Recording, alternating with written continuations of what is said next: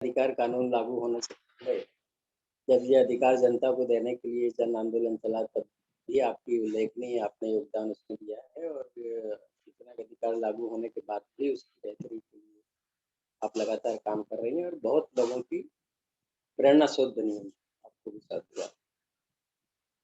देखिए, बच्चों के अधिकारों को लेकर हम जिस प्रदेश से मध्य प्रदेश से इस चर्चा का संयोजन कर रहे हैं, उस प्रदेश का सौभाग्य है कि यहाँ मध्य प्रदेश के विदिशा में जन्म लेने वाले आदरणीय कैलाश जी सत्यार्थी को बच्चों के अधिकारों के लिए काम करने के लिए नोबेल पुरस्कार मिला है। कैलाश जी का आश्रम हमने अलवर में जाके देखा है, बाल आश्रम, कि किस तरह वहाँ पारिवारिक भाव से बच्चों का पालन पोषण किया जा रहा है, उनके अधिकारों की रक्षा की जा रही है। कैलाश जी ने बाल मजदूरी के खिलाफ, बंधुआ मजदूरी के खिलाफ भी इतने संघर्ष किए, कई बार उन पर हमले भी हुए हैं। लेकिन उन्होंने न केवल भारत में बल्कि कई दक्षिण एशियाई देशों में भी इस बच्चों के हितों की रक्षा के काम को चलाया है और बहुत यश अर्जित किया है।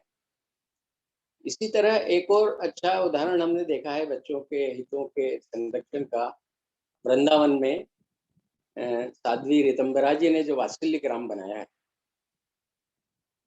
उसमें तो पूरे भारत में बिल्कुल अनेठे अनूठे रूप में बच्चों को का पालन पोषण संरक्षण, उनका भविष्य अच्छा बनाने के प्रयास किए जा रहे हैं। बिल्कुल वहाँ अनाथ बच्चों के सब कुछ होते हैं, माता पिता भाई बहन मौसी मामी मामा सब बनाए जाते हैं और वो एक घर में परिवार की तरह वहाँ रखते हैं। इसी तरह हमने एक बहुत अच्छा उदाहरण बच्चों के हित में काम करने का देखा उदयपुर के नारायण सेवा संस्थान में, जिसके संस्थापक आदरणीय कैलाश जी मानव को भारत सरकार ने भी पद्मश्री से सम्मानित किया है। नारायण सेवा संस्थान में उदयपुर हमारा कई बार जाना हुआ, हर बार देखा कि वहाँ रोजाना देश के अलग अलग हिस्सों से सैकड़ों बच्चे आते हैं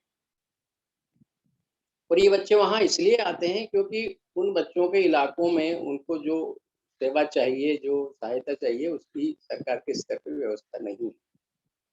नारायण सेवा संस्थान उन बच्चों की पूर्व सूचना मिल जाती तो उनको रेलवे स्टेशन पे या बस स्टैंड पे लेने के लिए अपने व्हीकल भेजती है, वापस छोड़ने के लिए भेजती है, उनका निःशुल्क इलाज करती है। खास करके वहाँ आते हैं पोलियोग्रस्त बच्चे और अन्य कारणों से विकलांग हुए बच्चे। उन सबका निःशुल्क इलाज किया जाता है, उनके खाने-पीने की व्यवस्था निःशुल्क है, उनको प्रतिमांग निःशुल्क लगाए जाते हैं और कई सारे आदिवासी बच्चे भी वहाँ रहते हैं जो बेसहारा होते हैं, कुपोषणग्रस्त। उनको भी उनकी शिक्षा दीक्षा की व्यवस्था करना, उनको रोजगार का प्रशिक्षण देना, यहाँ तक कि उन लाचार या बेसहारा या विकलांग बच्चों की बालिग होने पे शादी कराने का काम भी वो संस्था करती है। ऐसी बहुत सारी संस्थाएं इस देश में हैं जो बच्चों के हितों में गैर सरकारी स्तर पर बहुत उल्लेखनीय काम कर रही है। लेकिन सरकारी स्तर पर क्या स्थिति है, ये अभी बहुत सारी चर्चाओं में हमने सुना। हम सब जानते हैं कि बच्चे किसी भी देश का भविष्य होते हैं, इसलिए उनके हितों की चिंता करना शासन और समाज की सर्वोच्च प्राथमिकता होना चाहिए। दुर्भाग्य से हमें हमारे देश में नजर ये ऐसा नजर नहीं आता। हम पिछले दिनों करीब 2.5 महीने अमेरिका और कनाडा में रहना हुआ, वहाँ बच्चों के बारे में जाना तो मालूम हुआ कि बच्चों के संरक्षण के लिए इतनी अच्छी व्यवस्थाएं हैं कि हर बच्चा अपने आप को सुरक्षित निर्भय महसूस कर सकता है और अपने उज्जवल भविष्य बनाने के लिए जो भी अवसर चाहिए वो प्राप्त कर सकता है। वहाँ हमने एक भी बच्चे को कहीं सड़क पे भीख मांगते या बाल मजदूरी करते नहीं देखा। एक हमारे साथी ने वहाँ जो टोरंटो में काम कर रहे हैं, उनकी बच्ची ने हमें एक किस्सा सुनाया, करीब 16 साल की बच्ची है, कि मैं एक बार स्कूल लेट गई। तो कनाडा के उस टीचर ने पूछा कि लेट क्यों आई? तो हमने बताया कि हमारे घर में एक छोटा भाई है, 5 साल का बच्चा है, उसकी देखरेख के लिए कोई न कोई घर में मौजूद रहे। वहाँ ऐसा नियम है कि एक निश्चित आयु तक के छोटे बच्चे के लिए किसी न किसी का घर में रहना आवश्यक है, उसको नौकर के भरोसे अकेला नहीं छोड़ सकते। तो बोले मेरे उस बच्चे की खातिर मेरे पिताजी दिन के आधे पहले हिस्से में नौकरी करते हैं, तब तक माँ बच्चे की देखभाल करती है, मैं स्कूल आ जाती हूँ। और बाद में मेरी माँ दिन के आधे हिस्से में शाम को काम नौकरी करती है, तब तक पिताजी बच्चे की देखभाल करते हैं। लेकिन आज पिताजी किसी कारण से ऑफिस से घर आने में लेट हो गए, इसलिए उस बच्चे की देखभाल के लिए मैं घर पे रुक गई, इसलिए मैं लेट आई। तो टीचर ने पुलिस को इन्फॉर्म किया और थोड़ी देर में पुलिस उनके घर पहुंच गई और कहा कि हम इस बच्चे को ले जाएंगे, आप इसका ठीक से पालन पोषण नहीं कर रहे हैं। एक छोटी बच्ची को, नाबालिग बच्ची को इसकी देखरेख के लिए घर में रुकना पड़ा। आप गैर जिम्मेदार माता पिता है। खैर उनको उस वक्त तो वार्निंग देके छोड़ दिया गया, लेकिन हमने देखा नॉर्वे में, ऑस्ट्रेलिया में हमारे भारतीय परिवारों के ही कुछ बच्चों को सरकार उठा ले गई, इसलिए कि माँ बाप उसको पर्याप्त ध्यान नहीं दे रहे थे उसकी देखरेख। ऐसी स्थिति हमारे देश में कब बनेगी यह कहना बड़ा मुश्किल है। हमारे देश में बच्चों के हितों के अधिकारों की रक्षा के लिए किशोर न्याय बोर्ड सहित, जनरल जस्टिस कमेटी सहित, बाल संरक्षण गृह सहित बहुत सारे फोरम और कानून बने हैं, लेकिन उन पर अमल की स्थिति बिल्कुल भी संतोषजनक नहीं है। ये अभी जो माननीय राहुल जी ने कहा, हम सड़क पे भी जाएं तो बच्चों की हालत भीख मांगते हुए और सब करते हुए देख के, होटलों पे छोटू नाम से जो बच्चे काम करते हैं उनको देख के अंदाज लगा सकते हैं। अभी हमारे पड़ोस में अफगानिस्तान में बच्चों की क्या कैसी दुर्दशा हो रही है, पूरी दुनिया उसको देख रही है और कोई उन बच्चों को संरक्षण नहीं दे पा रहा। संयुक्त राष्ट्र संघ की एजेंसियां भी उसमें उन बच्चों के जीवन की रक्षा में दखल नहीं दे रही। अभी आदरणीय अनंत अवस्थी अस्थाना जी ने बताया था कि जिला स्तर पर ये बाल संरक्षण गृह शासन की ओर से गठित किए गए हैं कोर्ट के आदेश पर, लेकिन इन ज्यादातर बाल संरक्षण गृहों में आप जाके देखें तो बच्चों की हालत वहाँ ठीक नहीं है। उनके खान पान की, चिकित्सा की, रहन सहन की, स्वास्थ्य की जांच की कोई पर्याप्त व्यवस्था नहीं, और उन बच्चों को दिए जाने वाले भोजन की गुणवत्ता को जांचने की भी कोई नियमित व्यवस्था नहीं। आंगनबाड़ी केंद्र पूरे हिंदुस्तान में बहुत बड़ी संख्या में खोले गए हैं, बहुत अच्छे उद्देश्य से खोले गए हैं, लेकिन इन सब आंगनबाड़ी केंद्रों में हमने तो कई आंगनबाड़ी केंद्रों में जाके भी देखा, और हमारे कुछ रिश्तेदार महिलाएं भी आंगनबाड़ी केंद्रों में काम करती हैं, उनसे भी वस्तुस्थिति मालूम हुई है। काफी आंगनबाड़ी केंद्र बंद पड़े हैं व्यवहार में, लेकिन उनको कागजों में चलता हुआ दिखाई जा रहा है। और जहां आंगनबाड़ी केंद्र है वहां भी बड़ी संख्या में बच्चे कुपोषित हैं, जबकि आंगनबाड़ी केंद्रों के जरिए पोषक आहार दिए जाने का प्रावधान है। और जो पोषण आहार आंगनबाड़ी केंद्रों में सप्लाई किया जा रहा है, वो कमीशन खोरी के चक्कर में उसकी क्वालिटी कई बार इतनी घटिया होती है कि बच्चे बीमार पड़ते हैं। ऐसी कई घटनाएं हुई भी हैं, अस्पताल में भर्ती होना पड़ा है। लेकिन उन बाल संरक्षण गृहों में बच्चों को दिए जाने वाली भोजन की क्वालिटी की जांच की भी कोई नियमित व्यवस्था शासन की ओर से नहीं की गई है। की गई तो वो सिर्फ कागजों में है। शुद्ध पेयजल तक आंगनबाड़ी केंद्रों में नहीं मिलता, ज्यादातर में वहाँ उन बच्चों के लिए शौचालय की व्यवस्था नहीं है। और अभी कोविड के दौरान हमने देखा कि ऐसे बाल संरक्षण गृह, बाल आश्रय गृह, जो भी संस्थाएं, अनाथालय, बेसहारा बच्चों के लिए, वहाँ बच्चों को संक्रमण से बचाने की और कोविड से संक्रमित हो जाने पर उनके इलाज की कोई अलग से व्यवस्था नहीं की गई। अभी एक ताजा रिपोर्ट आई है, उच्च न्यायालय द्वारा गठित मध्य प्रदेश के उच्च न्यायालय ने जो किशोर न्याय समिति बनाई है, उसकी समीक्षा बैठक भोपाल में हुई। उसमें बाल संरक्षण सेवाओं की समीक्षा की गई, जिसमें ये सामने आया कि कोविड काल में बच्चों के शोषण की, उनके साथ हिंसा की घटनाएं बढ़ गई हैं। इस समिति के सदस्यों ने निरीक्षण किया ऐसी कुछ संस्थाओं का, वहां भी उन्होंने पाया कि बाल कल्याण समिति जो जिला स्तर पर होती है और किशोर न्याय बोर्ड के सदस्य, उनके सदस्यों की नियुक्तियां ही समय पे नहीं की जा रही है। बाल संरक्षक गृहों में और बाल सुधार गृहों में आधे पद खाली पड़े हैं, 50% पद। सोचिए कैसे उनमें रहने वाले बच्चों की ठीक से देखभाल हो सकती है। भारत सरकार ने सब बच्चों को शिक्षा देने के लिए सर्व शिक्षा अभियान चलाया, सबको शिक्षा का अधिकार दिया, लेकिन इन दोनों अधिकारों को लेकर भी स्थिति कितनी संतोषप्रद है, इसका अंदाजा आप इस तथ्य से लगा सकते हैं कि बड़ी संख्या में हमारे आसपास आज भी बच्चे अशिक्षित दिखते हैं, उनको स्कूल का उन्होंने मुंह नहीं देखा है सरकार के तमाम प्रोत्साहनों के बावजूद। बच्चों से जुड़े अपराधों के मामले में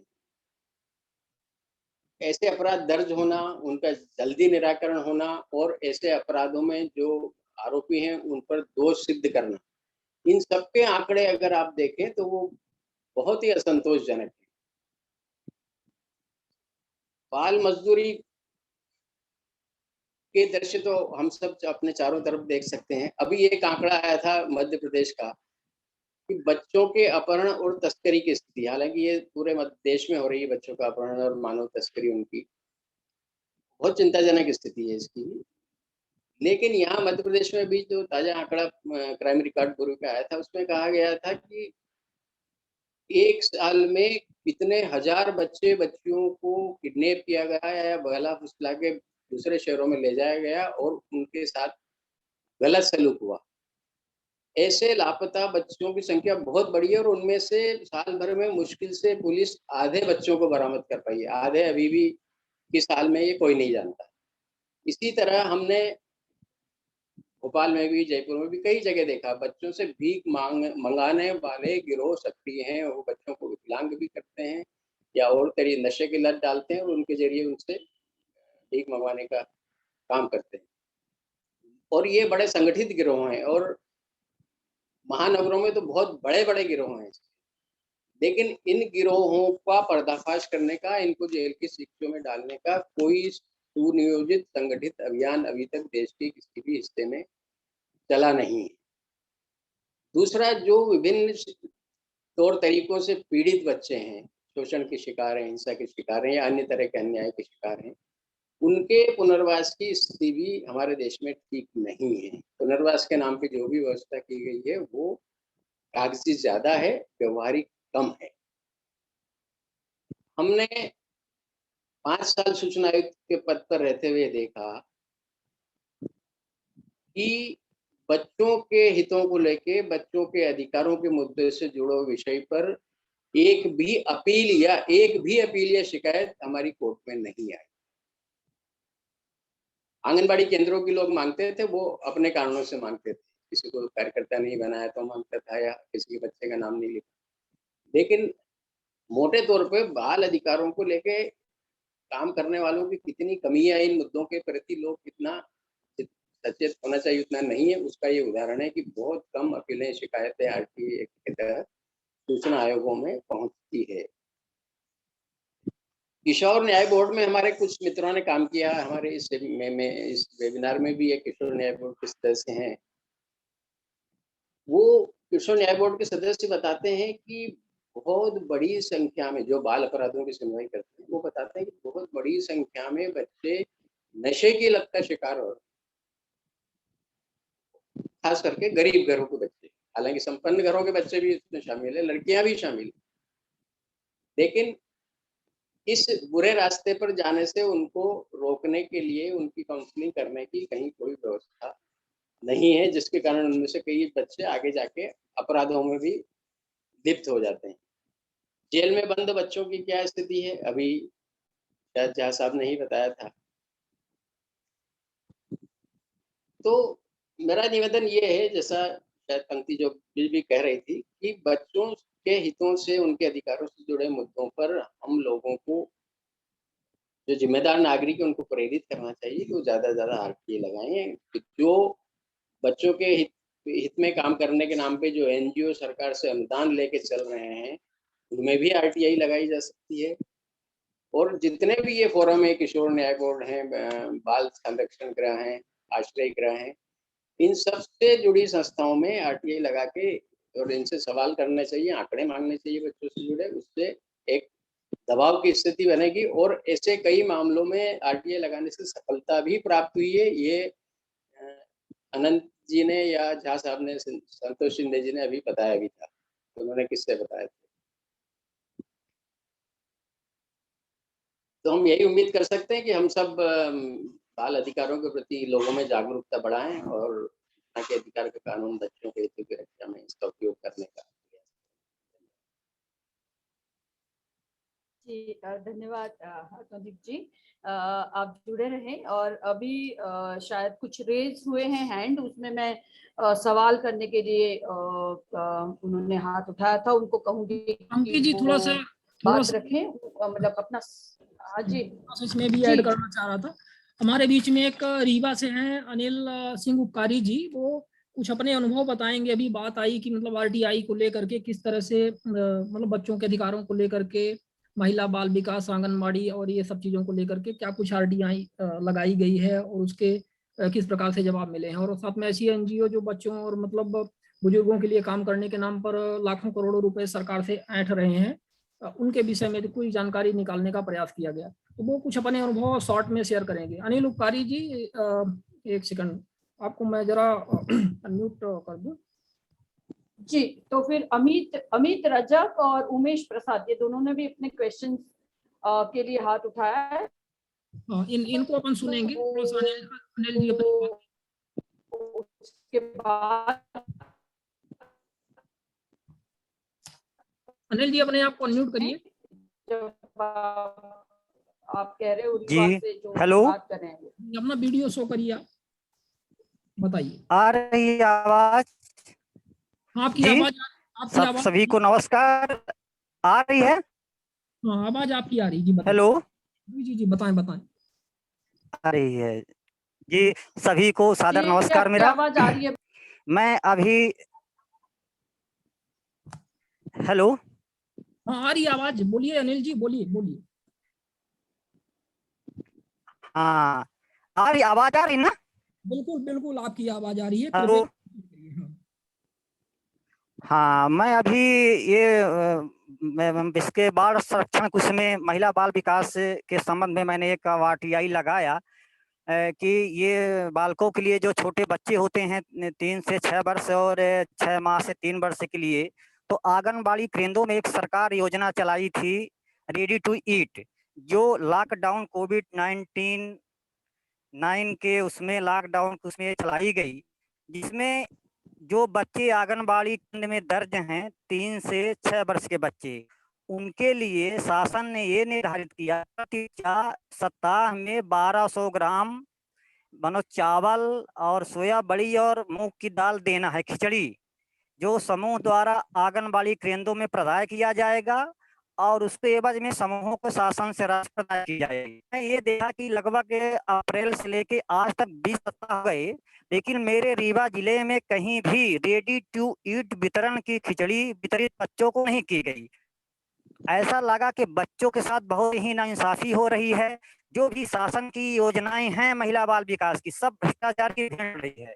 तो मैं अभी 15 दिन पहले एक आरटीआई फाइल किया हूँ कि रीवा जिले में रेडी टू ईट वितरण की सूची, किन बच्चों को रेडी टू ईट वितरण दिया गया और उनकी सूची और कितना एवज में शासन द्वारा समूहों को राशि प्रदाय की गई, इसकी मैंने जानकारी फाइल किया हूँ। लेकिन मैं ये देखा कि यहाँ लोगों से संपर्क, जिनके घर में 6 माह से 6 वर्ष के बच्चे हैं, सभी ने ये कहा कि आज तक हमको कभी ना सोयाबीन की बड़ी मिली, ना मूंग दाल मिली, ना तो चावल मिला। बिल्कुल, आपका ये अनुभव बहुत महत्वपूर्ण है। और रेडी टू ईट को लेकर के बहुत सारी कंप्लेन में ऐसे भी पेपरबाजियां भी हुई थी हमारे रीवा डिस्ट्रिक्ट में, और ये हमने भी पढ़ा था। और अच्छा हुआ कि आप हमारे ग्रुप के हैं अनिल जी, और इन्होंने एक आरटीआई लगा। आप एक और भी मामला बता रहे थे जिसको शायद हम लोगों ने संयुक्त रूप से प्रयास किया था 2-3 वर्ष पहले। कौन सा एक यहाँ पर एनजीओ था जिसने बच्चों का कुछ शोषण किया था, वो मामला आपका आया था अमेरिका वगैरह में जा करके, और उनका बुजुर्गों का भी कुछ घपला था जिसको फिर ब्लैक लिस्ट किया था डिस्ट्रिक्ट कलेक्टर रीवा ने। कौन सा मामला था यहाँ पर लालगांव के पास का, उसके भी थोड़ा सा अवगत करवा दें। अनिल जी सुन पा रहे हैं? चलिए, हमें लगता है कि अनिल जी नहीं सुन पा रहे हैं। अभी हम आपको बता दें कि एक और भी मामला था इस तरह से, जैसे इन्होंने बताया कि रेडी टू ईट की बात हो या कि हम कोई भी बात करें, आंगनवाड़ी जो केंद्र है, आत्मदीप सर ने इस बात को बहुत बेहतर ढंग से पॉइंट आउट किया। ये बात सर सही है कि लोग आरटीआई बहुत कम इस फील्ड में लगाते हैं, लेकिन कहीं ना कहीं ये जो ये पूरा का पूरा सिस्टम है, इसमें सबसे दुर्भाग्यपूर्ण स्थितियां मैं आपको बता दूं कि क्या है, क्योंकि इनमें महिलाओं का इन्वॉल्वमेंट हो जाता है। अब आप कहेंगे कि मैं कुछ ऐसी बात कर रहा हूं जो थोड़ा सा विवादास्पद हो सकती है, लेकिन मैं आपको बता रहा हूं। तो इनको मतलब ये लगता है कि महिलाओं का चूंकि इन्वॉल्वमेंट है और बच्चों के प्रति इनका जो लगाव है एक माता की तरह होता है, एक बहन की तरह होता है, और इस तरह से इनमें स्थितियां बेहतर होनी चाहिए। ठीक है, सरकार ने शायद महिला और बाल विकास विभाग भी इसी तरह से बनाया था, यही सोच करके। लेकिन स्थितियां ये हैं कि यहाँ पर जो महिलाएं हमारी माता बहनें हैं, जो एक कर्मचारी और अधिकारी होती हैं महिला बाल विकास में, इस तरह से ज्यादातर जैसे आंगनबाड़ी कार्यकर्ता हो गई या सुपरवाइजर हो गई, तो ये तो सुपरवाइजिंग कम करती हैं, ये आंगनबाड़ी का काम कम करती हैं, और इनके जो पुरुष प्रधान होते हैं वो ज्यादा काम करते हैं। तो इसमें कई सारी दिक्कतें आ जाती हैं। कभी आप इनकी शिकायत करिए, कभी इनकी आरटीआई लगाइए, तो इतनी सारी दिक्कतें आ जाती हैं कि फिर गांवों में मतलब आप समझ सकते हैं कि एफआईआर की स्थितियां आ जाती हैं, अंडसंट आरोपों की स्थितियां आ जाती हैं। तो बहुत सारे जो संभ्रांत लोग हैं या जो आरटीआई लगा करके कुछ जानकारी वास्तव में जो कुछ करना भी चाहते हैं, उनको लगता है यार कौन इस पचड़े में पड़े, कौन ये आंगनबाड़ी केंद्र में ही जाकर के ये सब करवाए, कौन ये आंगनबाड़ी सुपरवाइजर को ये सारी चीजें करे। तो किसी हमारे साथी ने यहाँ पर एक बहुत अच्छा कमेंट भी किया है कि ये महिला बाल विकास को महिला ग्रुप एक अलग कर दिया जाए और बाल विकास बाल अलग कर दिया जाए, तो हमारे ख्याल से ज्यादा बेहतर होगा। मतलब इसको आप अन्यथा मत लीजिए, लेकिन लोगों की व्यथा है और मुझे पता है कि ज्यादातर लोग जो यहाँ पर है इस बात से एग्री करेंगे। तो ये एक दिक्कत है, तो मैं उम्मीद करता हूँ कि इसमें थोड़ा सा बेहतर होगा। एक यहाँ पे एनजीओ की आपने बात करी आत्मदीप जी, और मैं आपको बता दूं कि एक एनजीओ यहाँ पे था, अभी भी है वो एनजीओ। अभी 3 साल पहले तक उसको 60-70 लाख रुपए हर वर्ष मिलते थे। किस बात के लिए? वृद्धाश्रम चलाने के लिए और बच्चों के व्यवस्थाओं के लिए। तो उसमें 2-3 घोटाले सामने आए, हम लोगों ने आरटीआई लगाई, शिकायत करी। तो एक तो उसका मतलब बुजुर्गों को उसने बताया था, 60-70 बुजुर्गों का बेड बताया था, उनके कमरे बताए थे, उनकी व्यवस्थाएं बताई थी, लेकिन ये पता चला कि वहां पे कुछ भी नहीं है। मतलब बेड भी उतने नहीं है, बुजुर्ग तो छोड़िए जा करके। और पता चला वो जो उनका वृद्धाश्रम है, वो वृद्धाश्रम बढ़िया अच्छा खासा फार्म हाउस है, जहाँ पर अच्छे अच्छे पेड़ लगे हुए हैं, बगिया लगी हुई है, फल है, मतलब वो बिजनेस कर रहे हैं, ये सारी चीजें आई। तो उसको उस समय तत्कालीन कलेक्टर शायद प्रीति मैथिल नायक यहाँ पर थी रीवा में, तो उनके टाइम का केस है। तो जब हम लोगों ने उसको कंप्लेन करी तो उसको ब्लैक लिस्ट कर दिया। राहुल जैन के समय में भी हुआ था, राहुल जैन कलेक्टर उस समय थे, कार्यवाही उन्हीं के समय से चालू हुई, फिर वो जाकर के स्टे कुछ ला करके किया, फिर बाद में प्रीति मैथिल जैन ने उस पर कार्रवाई करी तो उसका ब्लैक लिस्ट किया। फिर उसी से संबंधित एक मामला आया, कुछ बच्चे यूएस भेजे गए थे, इसी से संबंधित थे, और ये पता चला उनकी काउंसलिंग वहां पे हुई तो ये पता चला कि उन बच्चों का सेक्सुअल हरासमेंट यहाँ पर हुआ था, और उन्होंने काउंसलिंग में बात बताई। तो फिर वहां से यूएस एम्बेसी और जो भी वहां पे लोग हैं, मतलब जो इस तरह से डील करते हैं, वो तो बहुत स्ट्रिक्ट होते हैं इन चीजों को लेकर के, आपको पता है।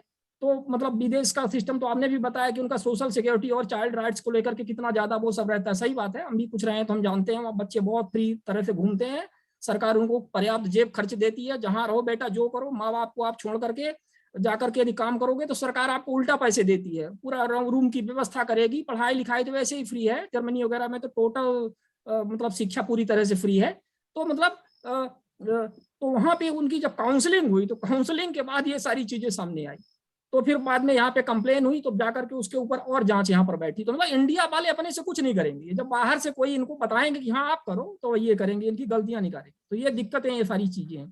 ठीक है, मतलब ये थोड़े से कुछ अनुभव जी शिवानंद जी, 2-3 लोगों ने सवालों के लिए कहा है, तो मैं उनको अनम्यूट करने के लिए कहती हूँ, तो आप कीजिएगा। उमेश प्रसाद, अमित रजाक और एनएम गोगरिया, 3 लोग हैं जिन्होंने सवाल पूछने की अनुमति मांगी है, तो उनको अनम्यूट कर लीजिएगा।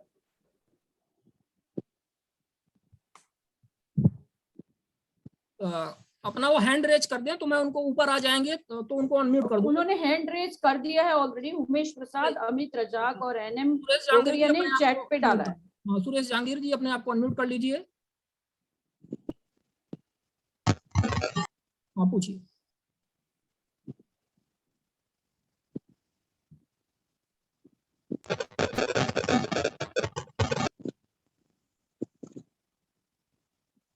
जी सुनाई दे रहा है, पूछिए।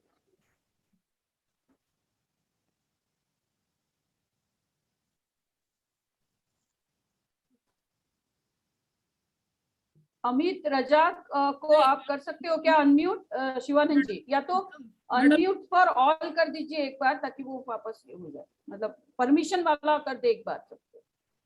Okay okay, all are now allowed to unmute themselves. सभी लोग अपने आप को अनम्यूट कर सकते हैं, पर एक साथ मत करिएगा, जिनको पूछना है वही करिए। हेलो, हाँ अमित रजक जी बोलिए। जी बताइए अमित जी। हेलो, हम सुन पा रहे हैं अमित जी, बताइए। हेलो, हेलो, अमित जी हम सुन पा रहे हैं, आप बताइए।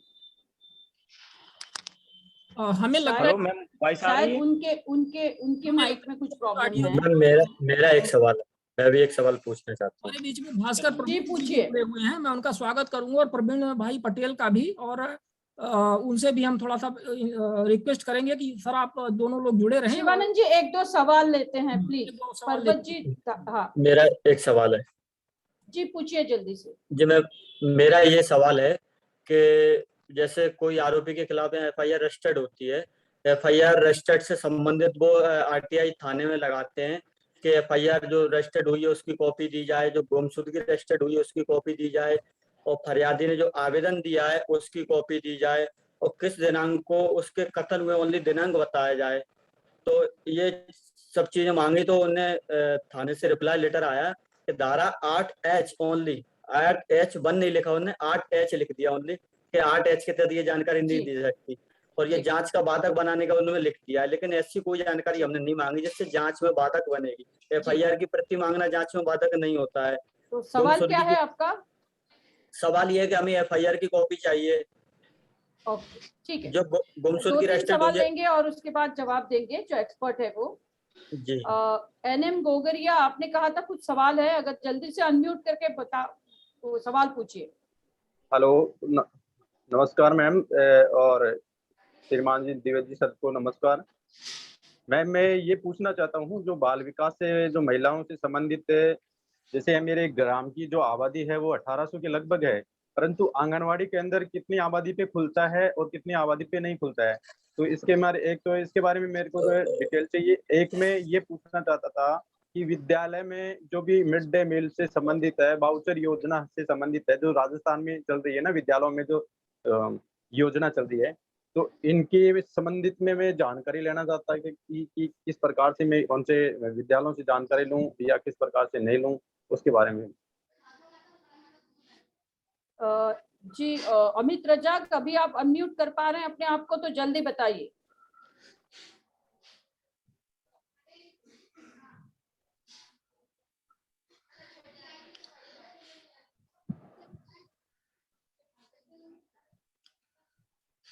मैं सबको अनुरोध करूंगी कि उनके सवाल, आज का जो सेशन है उसी तक सीमित रखिएगा। जनरल आरटीआई वाले सवाल आज हम नहीं ले पाएंगे, लेकिन बाल अधिकारों के संबंधित मुद्दों में और सूचना अधिकार के मुद्दों में जरूर ले पाएंगे। मैडम मुझे मौका देंगे? जी Kailash ji please welcome. Ji sir, मैं उज्जैन जिले नागदा जंक्शन से बोल रहा था, कैलाश सनोलिया। जन्माष्टमी की सभी को शुभकामनाएं। मेरा सवाल यह था कि हर शहरों में, हर कस्बों में अखबारों का वितरण होता है, और इन अखबारों का वितरण करने के लिए अमूमन बच्चों का उपयोग किया जा रहा है, तो इसके लिए क्या कोई कदम उठाए जा रहे हैं? बहुत ही अच्छा प्रश्न आपने मतलब ढूंढा है। इसके लिए मैं अशोक कुमार झा साहब भी हमारे बीच में जुड़े हुए हैं और अनंत साहब भी जुड़े हुए हैं, तो कोई भी महोदय यदि अपने आप को अनम्यूट करके इस विषय में अपना कमेंट देंगे तो बड़ा अच्छा लगेगा। तो और पहले वाले जो 2 सवाल आए हैं उसमें भी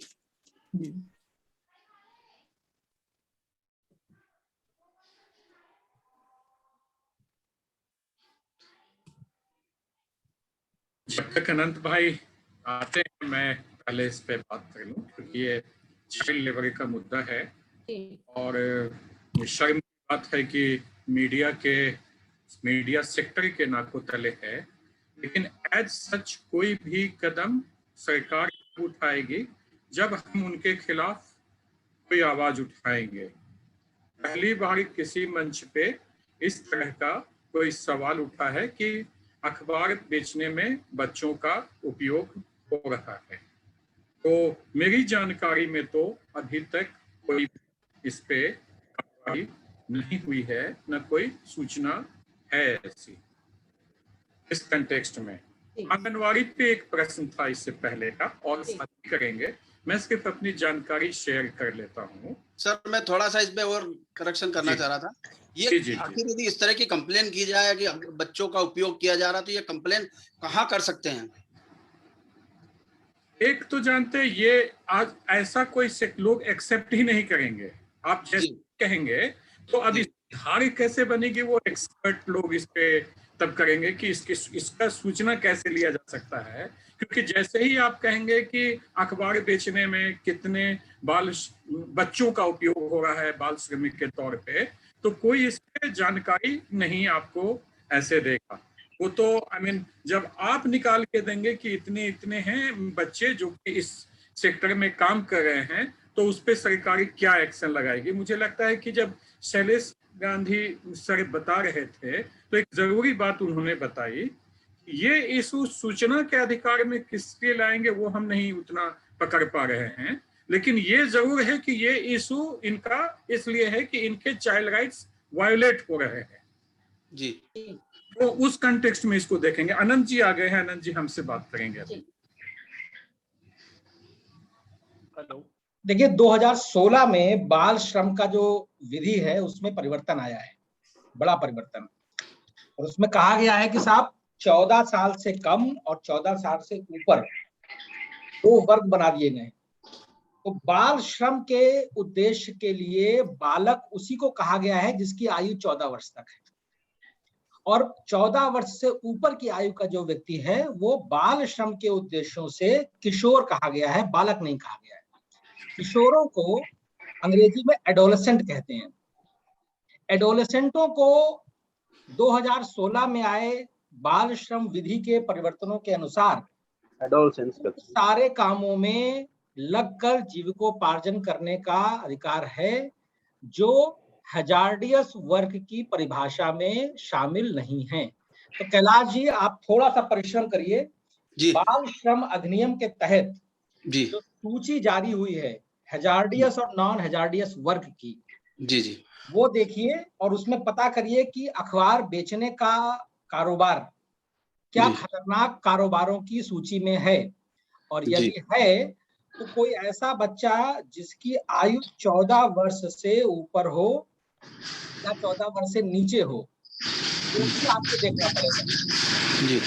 अगर अखबार बेच रहा है और 14 वर्ष से कम आयु है तो वो बिल्कुल प्रतिबंधित है, उसमें कोई दो राय ही नहीं है। फिर सर मेरा निवेदन था कि ऐसे बच्चे आमतौर पर सुबह 5 बजे उठते हैं और साइकिल से पूरे शहर में घूमते हैं और सुबह 5:30-6 बजे तक हर घर दस्तक देके वो अखबार डालते हैं, तो ये कहीं जोखिम भरा कार्य नहीं है? बड़े बड़े महापुरुषों का जीवन ऐसे ही बीता है। अपने इतिहास में बहुत सारे महापुरुष हैं जिन्होंने दाल रोटी ही ये काम करके बिताई है। आप उनकी जीवनी पढ़ेंगे तो पता चलेगा बार बेच के ही उन्होंने पाला पोसा अपने आप को। तो इसके ऊपर कानूनी स्थिति मैंने स्पष्ट कर दी है। सामाजिक रूप से बड़ा मतभेद है इसके ऊपर। कई लोग ये ऐसा भी सोचते हैं कि भाई अगर अखबार तक बेचने नहीं दोगे तो बच्चा करे क्या, जीविकोपार्जन कहाँ से करे। तो सामाजिक रूप से कई तरह के पक्ष हैं जिनको देखना होता है। कानूनी आपने बात पूछी, मैंने आपको चाइल्ड लेबर एक्ट का शेड्यूल बताया है।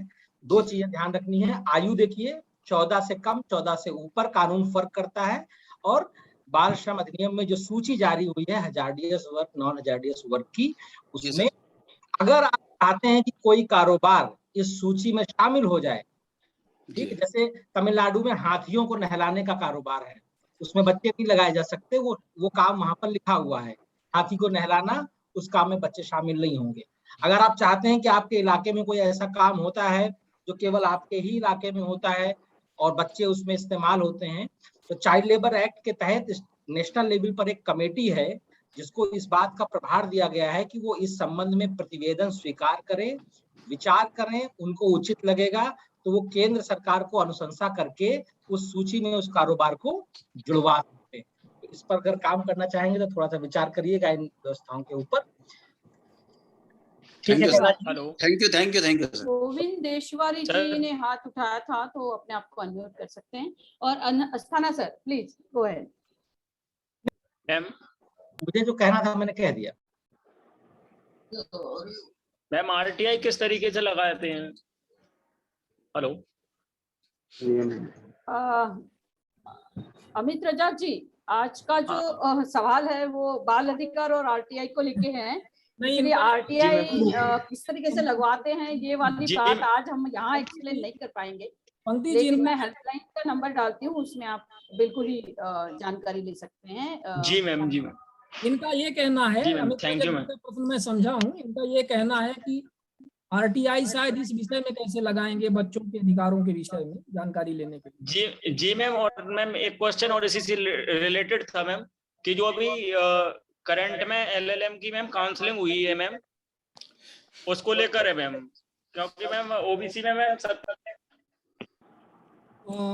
अब यहाँ पर जी अमित जी मैंने क्वेश्चन ये हेल्पलाइन का नंबर डाला है, और आप जहाँ रहते हो वहाँ पर भी और सारे एनजीओ होंगे जो आरटीआई को लेकर काम करते होंगे, वहाँ आप कांटेक्ट कर सकते हो। मैम ग्वालियर से हूँ मैम। जी मैंने अभी हेल्पलाइन का नंबर डाला है, आप उसमें मंडे से सैटरडे कांटेक्ट कीजिएगा। जी ma'am, thank you ma'am. Shivanand ji, अभी मैं आपको कहूंगी कि आप इस सेशन को ले लें, क्योंकि आप ज्यादातर लोगों को जानते हैं कि कौन से राज्यों से जुड़े हैं, तो अच्छा रहेगा। एक्सक्यूज मी मैम, मैंने आपसे जो संबंधित क्वेश्चन किया था बाल विकास, महिला बाल विकास से क्या गोगोरिया जी बोलिए, क्या आपने क्वेश्चन किए थे? वो महिला बाल विकास और महिला का मुद्दा अलग से करने की वो कह रहे थे, वो एक बहुत बड़ी चर्चा का मुद्दा है, वो आज इसमें नहीं लेते हैं हम, क्योंकि वो हाँ और ना में जवाब देने जैसी बात नहीं है, उसमें काफी चर्चा की जरूरत पड़ेगी। गोविंद देशवारी जी को मैं कहूंगी कि वो सवाल करें, और शिवानंद जी अभी आप इस मुद्दे को ले लीजिएगा। नमस्ते मैम। हेलो जी, अपना अनम्यूट करके सवाल पूछिएगा। जी मैम, मैं ये बताना चाह रहा हूँ कि आप लोग ने बहुत अच्छे मुद्दे रखे आज। आपको आवाज आ रही है ना मैम? बिल्कुल आ रही है। हाँ जी मैम, तो आपने अच्छे मुद्दे रखे। इसी के साथ साथ मैं एक मुद्दा और रखना चाहता हूँ। आजकल जो कानूनी आतंकवाद है, 498 दहेज 125, इसमें बच्चों का शोषण हो रहा है। इसमें पिताजी से मिलने नहीं दिया जाता इनको। इस तरह के भी बहुत से हमारे पास सवाल आते। मैं एक MRA भी हूँ, मैन राइट एक्टिविस्ट। हम लोग भी इसके लिए काम करते हैं, कैसे बच्चों पेरेंट्स को उनके बच्चे से मिलाया जाए। तो ये एक बहुत बड़ा इश्यू आ रहा है आजकल, तो इस पे हम लोग कैसे काम कर सकते हैं, और ये कुछ गाइडेंस बता सकते हैं आप लोग? देखिए, चाइल्ड राइट्स में काम करने के लिए जो गाइडेंस वाला बात है वो तो चाइल्ड राइट एक्टिविस्ट ही बता पाएंगे, लेकिन आप इस काम मुद्दों को अगर देख रहे हो तो सूचना का अधिकार का इस्तेमाल कहाँ पर एज अ टूल इन मुद्दों को उजागर करने के लिए या इन मुद्दों को ठीक करने के लिए आप कर सकते हो, वहां पर आप अपना ध्यान केंद्रित करेंगे तो अच्छा रहेगा। अगर एक्सपर्ट में से कोई जवाब इसमें कुछ रिस्पॉन्ड करना चाहेंगे तो प्लीज कीजिएगा। मैं सभी को सिर्फ इतना ही ये कहूंगी कि हम जनरल सभी चाइल्ड राइट्स के मुद्दों को आज डिस्कस नहीं कर पाएंगे, ना ही हम जनरल सभी राइट टू इंफॉर्मेशन के मुद्दों को आज डिस्कस कर पाएंगे, लेकिन अगर इस आरटीआई का चाइल्ड राइट्स के कनेक्शन में कुछ सवाल हो तो आप बिल्कुल ही पूछिएगा।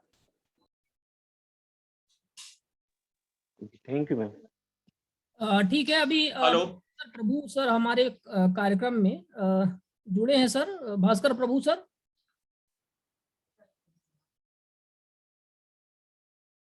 अपना वीडियो ऑन करें। और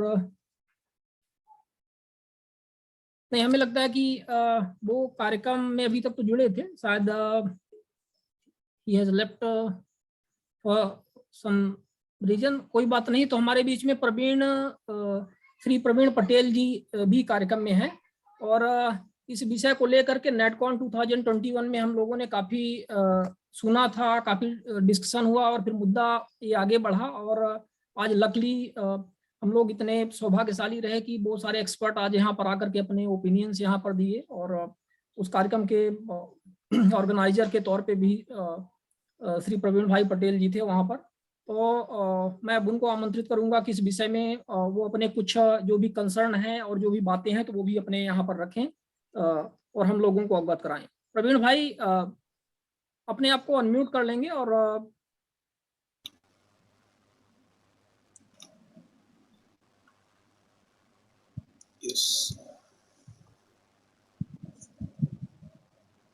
जी हम आपको सुन पा रहे हैं। जी प्रवीण भाई। आवाज जी हम जी आ रही है आपकी आवाज। ओके या देखिए, अब तो बहुत सारी बातें हो चुकी है, कोई नई बात करने का रहा नहीं, मगर एक बात जो किसी ने पूछी थी एफआईआर के बारे में, तो याद नहीं है मुझे किसने सवाल पूछा था, मगर ये सुप्रीम कोर्ट के आदेश है हर थाने के लिए कि जो भी एफआईआर हो उसको ऑनलाइन उनको डालना है उनके पोर्टल में, कंपलसरी है ये चीज उनके नॉलेज में लाई दीजिए। कोई भी एफआईआर कागजों में फाइल में बंद करके नहीं रहेगी, उसको उनकी वेबसाइट में डालना ही डालना है, कंपलसरी है।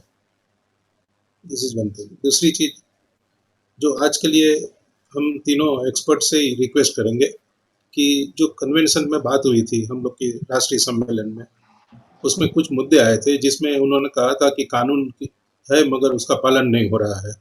जे एक्ट के अंदर में भी कुछ बात हुई थी, कोई दूसरे भी जगह बात हुई थी, और उन्होंने कहा था उस दिन भी कि इसमें लीगल इंटरवेंशन की जरूरत है। तो हम चाहेंगे कि ये तीनों एक्सपर्ट उस मुद्दे को यहाँ रखे कि क्या क्या बातें हैं, और उसमें आपकी जो आरटीआई के ग्रुप है उसमें आरटीआई से उसकी जानकारी प्राप्त करें। जानकारी हो जाने के बाद हम आप और ये तीनों एक्सपर्ट आपस में एक मीटिंग रखेंगे जहाँ पे एक तो PIL करके हम लोग सुप्रीम कोर्ट में लेके इसको जा सकते हैं। तो दैट इज़ वन साइड। दूसरी साइड ये है कि जहाँ तक चाइल्ड राइट्स की बात आती है या और भी राइट्स की बात आती है, ये सिर्फ एक हाथ से ताली नहीं बजती है। इसके अंदर सरकार के ऊपर में भी हम जो बात करते हैं तो हमारे को खुद को भी देखना है कि NGO भी क्या करते हैं। मुजफ्फरपुर का मामला सामने में है कि जहाँ महिलाओं का जिसको क्या कहते हैं उसको रिहेबिलिटेशन और ये सब बातें में, वहाँ पे आपको पता है कि उन मुजफ्फर का बहुत बड़ा कांड मिला जिसमें वहाँ महिलाओं को जो है उसमें काफ़ी नाबालिग भी थी, उनका सबका सेक्सुअली एक्सप्लॉइटेशन चल रहा था। और ये तो टाटा ट्रस्ट वाले सोशल ऑडिट में जब गए तब पूरा मामला बाहर में आया। तो इस प्रकार की कई घटना के अंदर NGO भी इन्वॉल्व है। तो राइट टू इन्फॉर्मेशन के अंदर जब आप फाइल करेंगे, और उन लोग लेन देन की बात तो क्या किया जाए, सब जानते हैं भारत के अंदर में कि भ्रष्टाचार की तो पूरी बोलबाला है नीचे से ऊपर तक। तो कई कागज हमारे हाथ में हो तो उसमें भी हमें ये नहीं मालूम ये सही है या गलत है। कोर्ट में भी जाते हैं तो हमको ये भी पता है कि कोर्ट में जाएं तो पहली सीढ़ी जो चढ़े उसके बाद अंतिम सीढ़ी कब आएगी उसमें भी संशय है। मगर बिना कुछ किए कुछ मिलने वाला नहीं है, काम करना पड़ेगा। और मेरी तो यही उम्मीद है कि ये तीनों एक्सपर्ट से कि भाई आप लूज एंड्स जो है वो बताएं और उसको हम लोग मिल के सब कोशिश करें और बच्चों के जो अधिकार है वो उनको मिले। और गुजरात की जो बात कर रहा हूँ मैं, एक आश्रम के अंदर कई बच्चे गायब हो गए हैं, कंप्लेंट फाइल हुई, जबकि मैं चाइल्ड राइट्स में काम नहीं करता हूँ, मगर being a human right activist जब मेरे पास में मामला आया, हमने दिल्ली में चाइल्ड राइट्स में कमीशन में भी कंप्लेंट फाइल किया, गुजरात में भी दिए, काफ़ी मामला आगे गया, हाईकोर्ट में केस भी फाइल हुआ और स्कूल वालों ने बोला ऐसा कोई बच्चे गायब नहीं हुए हैं, जबकि उनके पेरेंट्स बोल रहे हैं, बाकी सब बोल रहे हैं, और कलेक्टर ने स्टेटमेंट दे दिया और उसको मान के फाइल बंद कर दी गई। फिर अभी हाईकोर्ट में गए, आज 5-6 साल से खाली तारीखें हो रही है। तो जब ऐसा रवैया रहा तब तक वो बच्चे पता नहीं कहाँ से कहाँ पहुँच जाएंगे। तो एक्सप्लॉयटेशन बच्चों का हो रहा है, उसमें कोई डाउट नहीं है। राइट टू एजुकेशन की जब बात आती है तो उस टाइम अपना कन्वेंशन में ये भी बात उठी थी कि जो माइग्रेटरी लेबर्स हैं, जो मजदूरी करने दूसरे राज्यों में जाते हैं, तो वो बच्चों को किसके भरोसे छोड़ के जाएंगे, वो साथ में लेके जाते हैं। जब साथ में लेके जाते हैं, जैसे भट्टे में काम करें या रोड बनाने का काम करें, तो बच्चे आसपास कहीं घूमते रहेंगे, तो उनका एजुकेशन का क्या। ये मामला भी है सामने में, जिसके ऊपर में भी चर्चा हुई थी, तो उसके ऊपर में भी कोई सिस्टम बननी चाहिए। इधर उनको अपने घर में काम मिले, कल में काम नहीं मिला, दूसरी जगह जाएंगे तो बच्चों का एजुकेशन का सवाल उठता है। तो राइट टू एजुकेशन की एक तरफ बात आती है और दूसरी तरफ राइट टू लाइवलीहुड की भी बात आती है। वो घर पे बैठ के काम नहीं है, रोजगार नहीं है, तो भूखे मरेगा, और दूसरी जगह काम करने जब जाएगा तो उसके बच्चे को एजुकेशन खत्म हो जाएगा। तो ये सब इश्यूज भी है जिसके ऊपर हम लोग को चर्चा करना चाहिए और क्या व्यवस्था बन सकती है। और खास करके हमारे आत्मदीप जी ने भी जो कहा था, अमेरिका की बात की है, दूसरी जगह की बात की है, वो तो हम लोग ने भी देखा है कि यूएसए के अंदर स्थिति क्या है। वहाँ आप तो बच्चों की तो बात छोड़ दीजिए, घर के अंदर कुत्ते बिल्ली रखते हैं, उसका भी कुछ झंझट हुआ तो उसके ऊपर में भी बवाल मच जाता है। तो यहाँ कुत्ते बिल्ली के ऊपर में ख्याल रखा जाता है, यहाँ हम लोग आदमी को नहीं पूछते हैं कुछ। तो जरूरत है कि एक लोकल सोशल अवेयरनेस के लिए डिसिप्लिन की, और जिसको कहें कि त्वरित चीज सब हो तो उसके ऊपर उम्मीद क्या करें, जब आज भारत के अंदर 4,52,00,000 मामले लंबित है, और ये कब खत्म होगा शायद अपने को क्या, भगवान को भी नहीं मालूम होगा। ये स्थिति है आज। बस और कुछ बात हो तो बताइए, अदरवाइज इससे आगे मेरे को कुछ नहीं कहना है।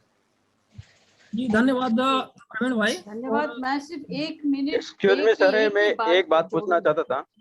जी यस सर, मैंने जो विद्यालय से संबंधित बच्चों से जो रिकॉर्ड से जो संबंधित मैं जानकारी लेना था, और वह स्कूल में बच्चों का जो मिड डे जो मील से जो संबंधित चोरी हो गया, फिर उसके बाद में एफआईआर दर्ज करवा दी थाने में, आज तक उसमें कोई कार्रवाई नहीं की, और फिर हमने उनको एक आरटीआई लगाई, तो फिर उन्होंने आरटीआई लेने से मना कर दिया, थाना अधिकारी से जो डिपार्टमेंट है वही। तो इसके बारे में मैं क्या कर सकता हूँ आगे? देखिए, आपने एफआईआर की बात आप ही ने की थी क्या? जी। एफआईआर तो आप थाने में बोलिए कि भाई आपकी एफआईआर तो आपको वेबसाइट में लोड करने का ऑर्डर है, सुप्रीम कोर्ट का ऑर्डर है। आप बताइए कहाँ पे कौन सी वेबसाइट में डाली है, एक लिखित में दीजिए और एसपी को रजिस्टर्ड एडी चिट्ठी लिखिए, आपका समाधान तुरंत हो जाएगा। उसकी सर मैंने 2 बार एफआईआर दर्ज करवाई है, स्कूल से संबंधित थी, तो दोनों एफआईआर में उन्होंने देखिए एफआईआर आप जिसको बोलते हो आपने दर्ज करवाई है, आपने कंप्लेन दर्ज कराई है, एफआईआर दर्ज नहीं कराई है। आपकी कंप्लेन के ऊपर में एफआईआर रजिस्टर होती है। तो आप जिसको एफआईआर बोलते हो शायद आपकी कंप्लेन, यदि उसको एफआईआर बोलते हो तो दोनों में अंतर है। यस बताइए, कुछ इसमें कुछ कंफ्यूजन है तो। मैं सर ये पूछना चाहता कि मैंने एक आरटीआई लगाई, फिर उन्होंने जो थाना जो लोक सूचना अधिकारी होता है उन्होंने मना कर दिया, तो आगे अब मैं क्या कर सकता हूँ? इन्वेस्टिगेशन के दौरान उन लोग मना करने का उनको अधिकार है। रविंद्र जी वो कह रहे हैं नहीं, वो इन्वेस्टिगेशन के पीरियड में मना करेंगे। ड्यूरिंग इन्वेस्टिगेशन पीरियड वो लोग जानकारी शेयर नहीं करेंगे। आत्मदीप जी ये उनके पास अधिकार है। आत्मदीप सर हमारे बीच में जुड़े हुए हैं, पूर्व मध्य प्रदेश राज्य सूचना आयुक्त, एक्सपर्ट है इस विषय में और बहुत सारे मामलों को डील किए हैं। कृपया इस पर इनका मार्गदर्शन करें सर। अरे शिवानंद जी एक बार मुद्दा ध्यान दिलाएं। हाँ गोगोरिया जी बताइए, शॉर्ट में, ज्यादा खींचिएगा नहीं।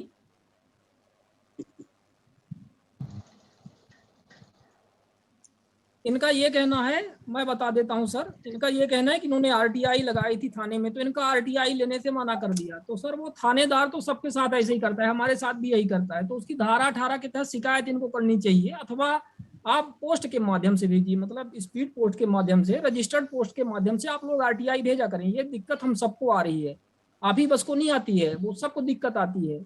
चाहे कोई कितना भी बड़ा आरटीआई में काम करने वाला व्यक्ति हो, चाहे कोई छोटा हो, उससे कोई फर्क नहीं पड़ता है, उनको सब ऐसे ही, मतलब कुछ को छोड़ दीजिए एक्सेप्शन में। तो पुलिस का जो मतलब रुतबा है वो अंग्रेजों वाली पुलिस है, अब जानते हो आप भारत में कैसे होता है काम।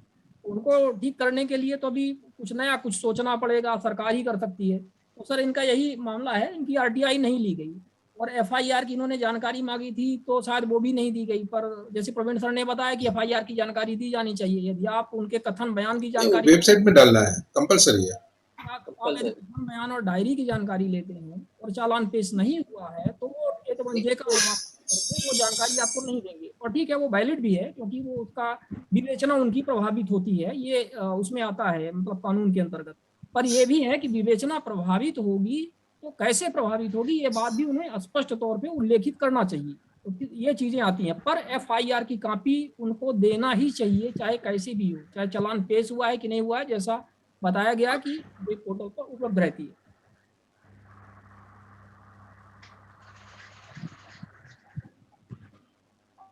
जी शिवानंद जी, आज के बाद से एक जो बहुत महत्वपूर्ण मुद्दा बाहर आया है वो ये है कि कोरोना की वजह से जो स्थिति आई, और उस स्थिति में जो बच्चों के मूलभूत अधिकार, जैसे कि मिड डे मील की बात हो या आंगनवाड़ी की बात हो या हेल्थ की भी बात किसी ने चैट में डाली थी, तो कोरोना में उसका जिस तरीके से उल्लंघन होता गया और इन बातों का कोई अकाउंटेबिलिटी भी नहीं आया।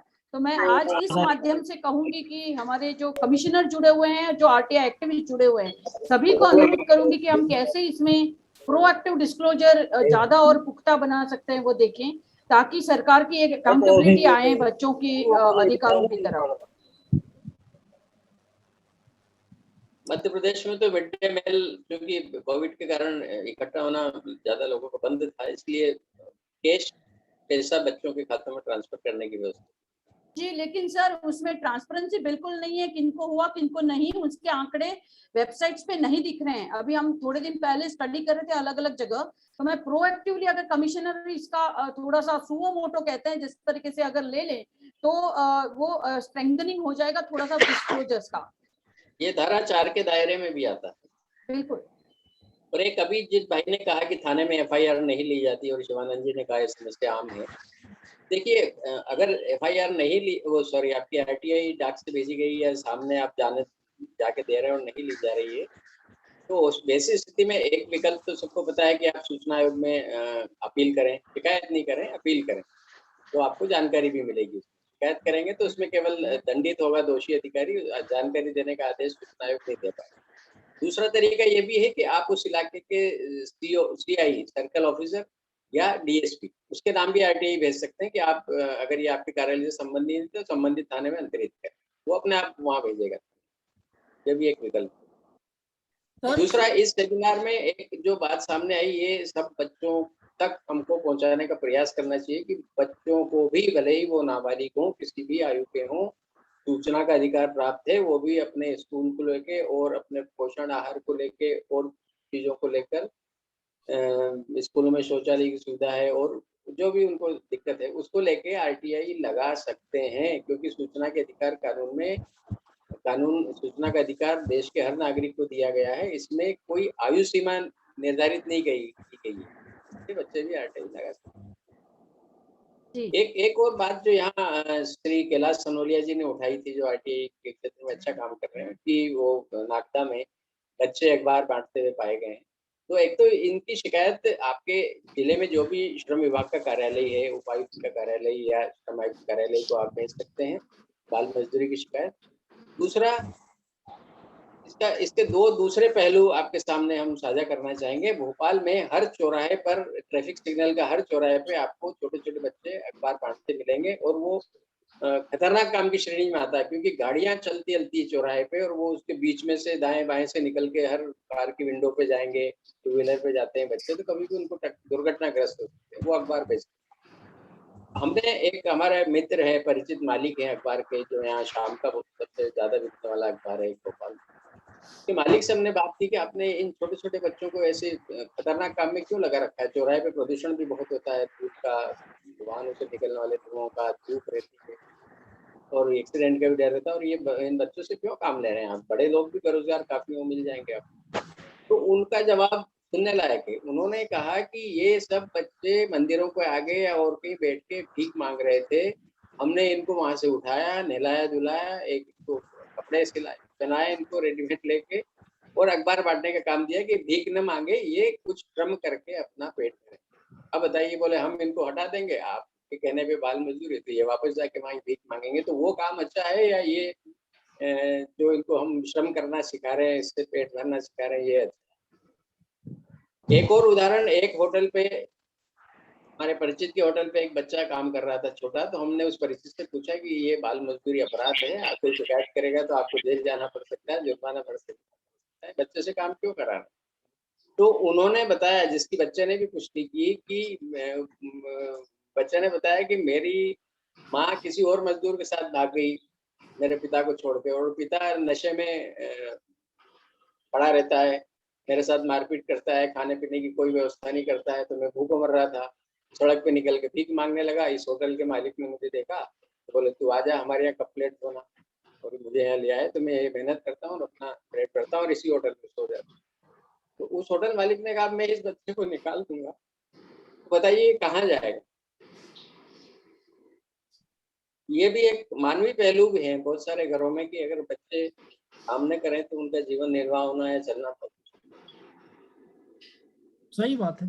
ये कोई लिख भी रहा है कि लीगल टेररिज्म इज अ कर्स, तो कोई गलत नहीं है, अतिशयोक्ति नहीं है। यदि हम ये चाहें कि भारत जैसे देश में जहाँ पर भ्रष्टाचार इसकी नस नस में भरा पड़ा है और हर प्रकार की योजनाएं, चाहे वो बालकों से लेकर के हों, महिलाओं से लेकर के हों, किसी से भी लेकर के संबंधित हों, वहाँ पर कुछ इतना व्यापक स्तर का भ्रष्टाचार है कि योजनाएं तो बड़ी बड़ी हैं, बड़े बड़े नाम हैं, लेकिन पता नहीं कहाँ चला जाता है, ईश्वर जाने। आरटीआई भी कुछ नहीं कर पा रहा है। आरटीआई कानून भी आया तो उसको भी इतना कमजोर कर दिया गया, इतना अपंग कर दिया गया कि कहीं कोई हमें जानकारी भी नहीं मिल सकती इतनी आसानी से। अब वो शुक्र अलग है कि इस तरह से गांधी सर ने कहा कि शायद मध्य प्रदेश वाले कुछ लकी हैं कि उनको राहुल सिंह जी जैसे कुछ सूचना आयुक्त मिले हैं, जो या आप जैसे कभी थे, जो आप लोगों ने भी काफी अच्छा काम किया और जानकारियां मिल जाती हैं, वरना तो अभी स्थितियां सब अस्पष्ट हैं। तो अभी इसके 2-3 पहलू हैं, नैतिक अनैतिक मानवीय, वो सब कुछ देखना पड़ता है। तो कहीं ना कहीं बात तो सही है। अब ये शिवानंद जी, आपसे भी एक सवाल करना चाहेंगे हम, लेकिन सबसे आखिर में।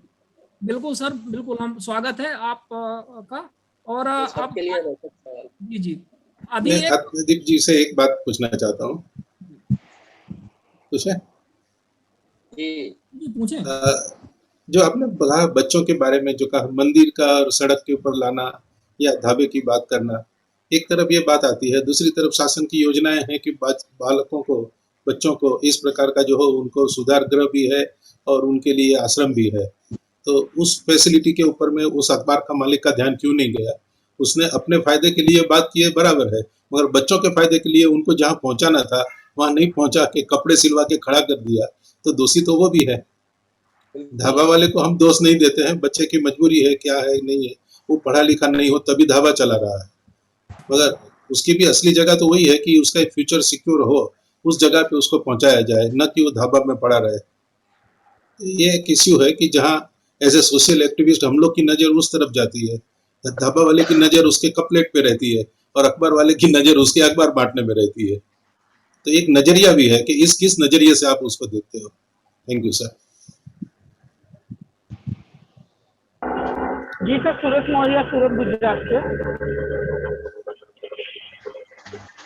हाँ मौर्य जी, हाँ जी बोलिए।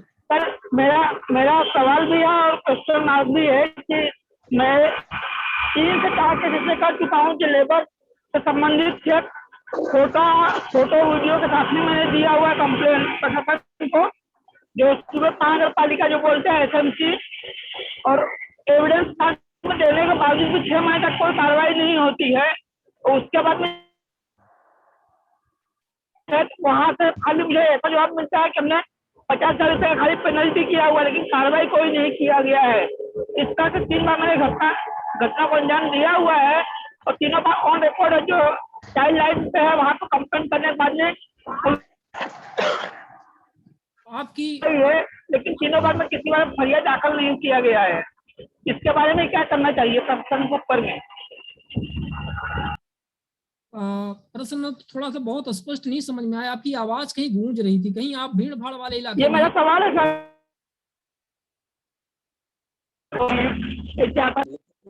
लिखित में भेज सकते हैं। कहीं चैट बॉक्स में सवाल डालते। आप चैट बॉक्स में डाल दीजिए मौर्य जी, आप सही लोकेशन पे नहीं है, कहीं ना कहीं। सर मैं ठीक है, मैं बाद में बात करता सर, ऑन द वे रास्ते में हूँ इसके लिए। ऑन द वे हैं तो फिर वो तो रहता है ना समस्या। गाड़ी खड़ी रख के बात करो बोलो।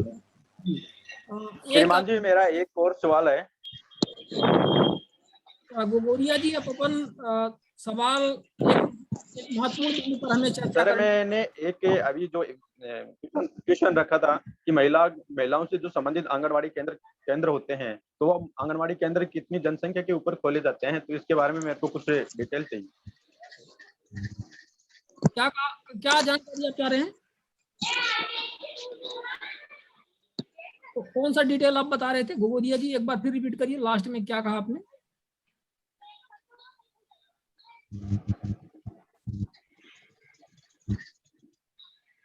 बोलिए, आप सुन रहे हैं क्या कौन सा डिटेल आप आंगनबाड़ी केंद्रों के विषय में, थोड़ा फास्ट बोलिए।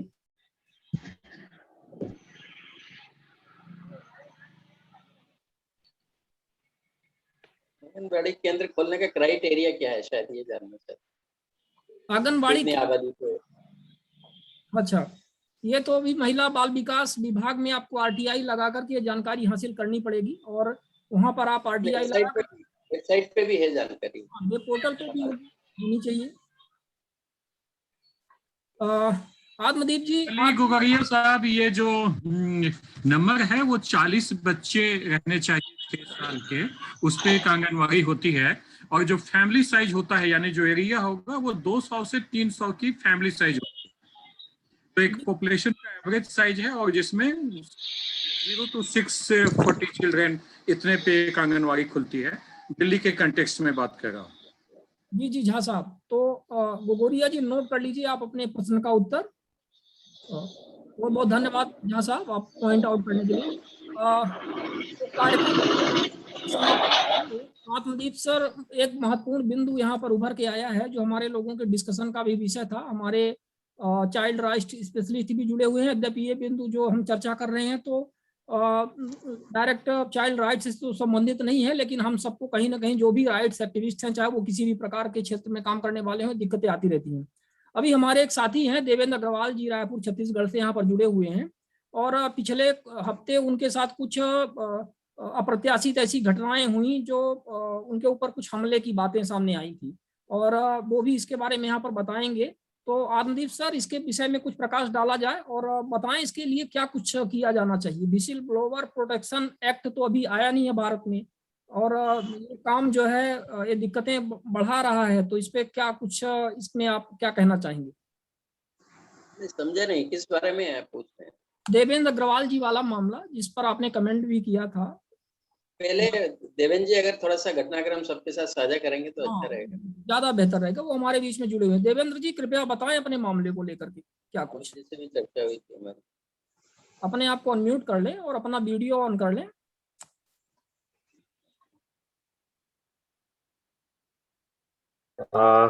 सबसे पहले सभी साथियों को नमस्कार।